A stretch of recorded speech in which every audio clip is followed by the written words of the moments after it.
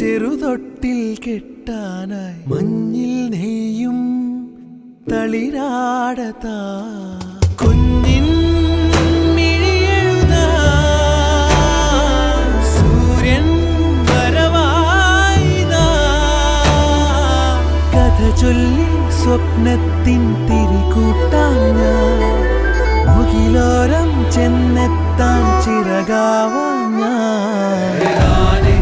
അനന്ത